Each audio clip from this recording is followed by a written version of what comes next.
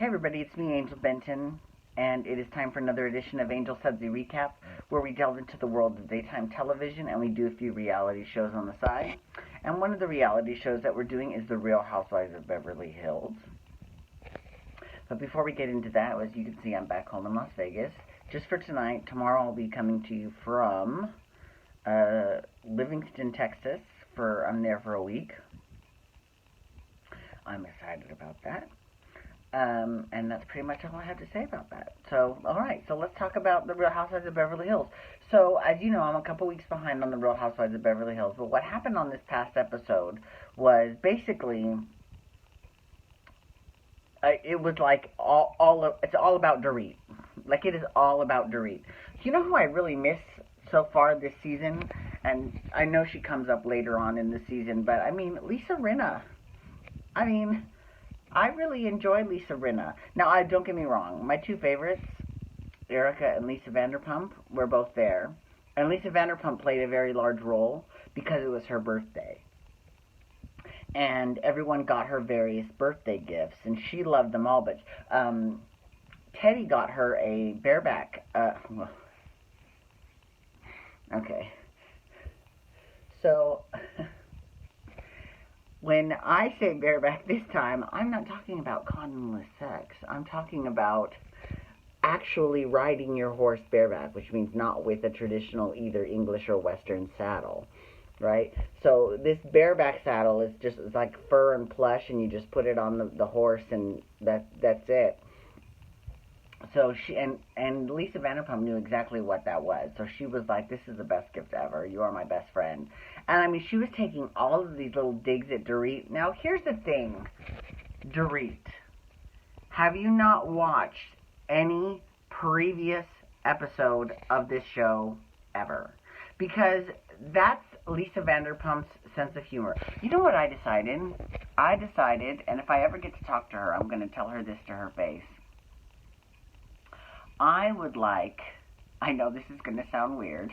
It's going to sound really weird. But I would really like it if Lisa Vanderpump narrated the story of my life. I'm dead serious. Like, if I were to write my autobiography, I would want her to do the book on tape. Now, I might do my own book on tape, but even if I do, I will have the option of you can either hear it in my voice or in Lisa Vanderpump's voice, because I love her accent.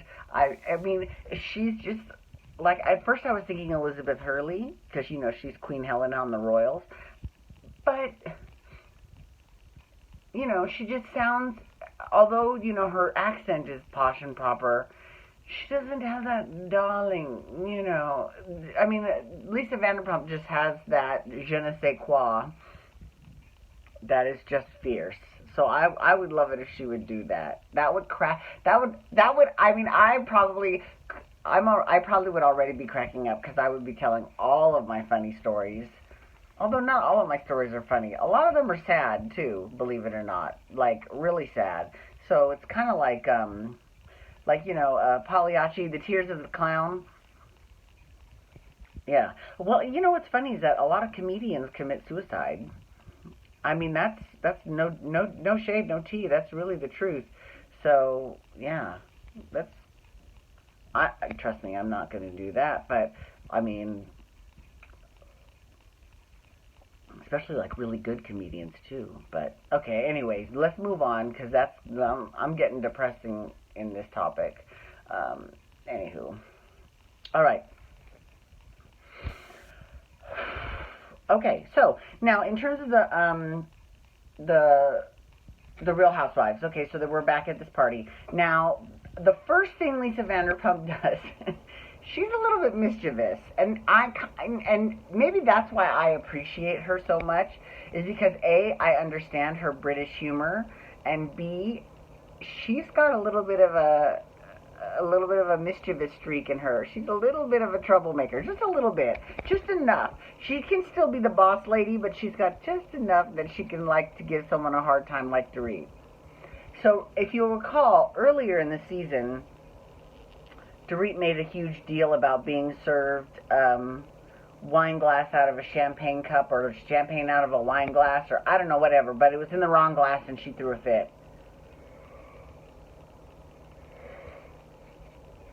Sorry, and Teddy was like, are you for real right now? Are you seriously going to town about a fucking wine glass? I mean, really?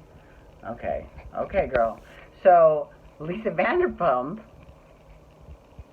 she has everyone else serve champagne in these champagne flutes, right? And she serves Dorit her champagne in a green fucking tumbler. She and the waiter, he knew he was in on the joke because she'd let the staff know. She's like, okay, this is what we're gonna do. And he was like, I'm so sorry, all of the other dishes were dirty. And so she's got this green plastic tumbler full of rosé, and everyone else is drinking out of these champagne flutes that are glass. And she was like, okay. So then, now, here's what takes it to the next level. Everyone brings Lisa Vanderpump presents for her birthday, right? So I already talked about, Teddy's present. And then Kyle brings her present, and Dorit brings her present. And they're all lovely. Sorry. And then what happens is Camille shows up, which is I'm not kidding. I'm really living for Camille this season. The episode actually started out with Camille talking about her cancer and how important it is to get checked, especially if you've got that cancer gene, and how she had to have, because I think she had cervical cancer, because she had to have her cervix removed, and basically she was talking about how she has the vagina of a 16-year-old. And Lisa Rinna was with her, and Lisa Rinna was like, isn't that like every man's dream? I mean, really. So they were at this lingerie shop, and and Camille, first of all, while I understand that she doesn't feel 100% of her body because she went through, chemotherapy and shit, and that chemo is no joke. One of my coworkers who I love to death and I would lay in front of a car for, Rose, I can tag Rose on this so she knows, she is a breast cancer survivor, and she's freaking phenomenal. Like, I love her so much. So I would totally throw my face down onto the pavement and get run over so she wouldn't get run over.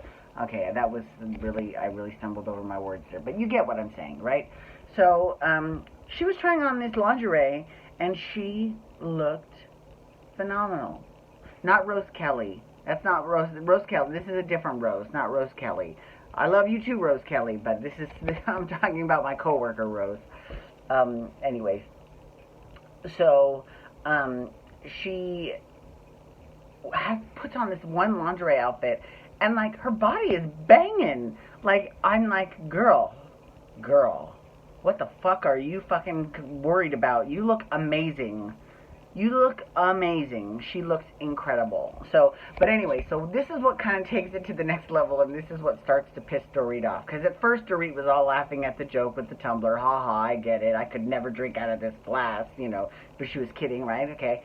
So then, and Lisa Vanderpump is sort of standoffish with Dorit. She's not, being a full-on cunt to her, and she's not even being, a shady cunt to her either, but she's really being okay, I'm not going to be as affectionate and close to you as we once were.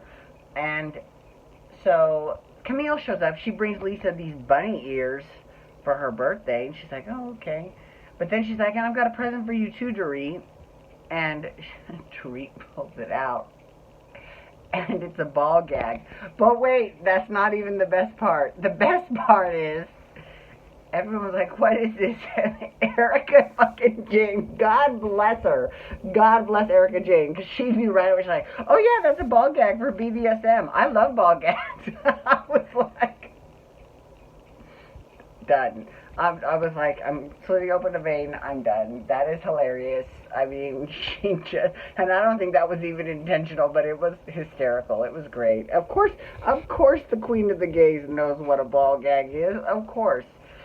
And, Dorit was kind of pissed off about that. And Erica Jane was the first one to point out, she's like, yeah, Dorit, you should be laughing at this. If you're going to have the nerve to get me those panty, that gift of panties last season, and then with Lisa Vanderpump, she did something else where she was supposed to be laughing that off too, like it was a joke.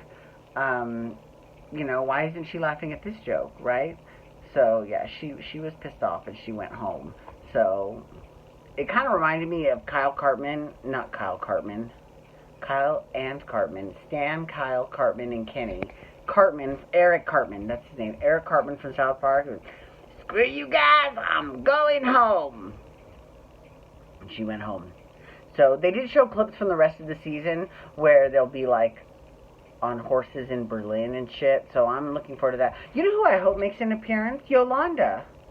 I mean, she's not really German. She's more Dutch, but, you know, it's in that neck of the woods. Maybe Yolanda might show up. Who knows?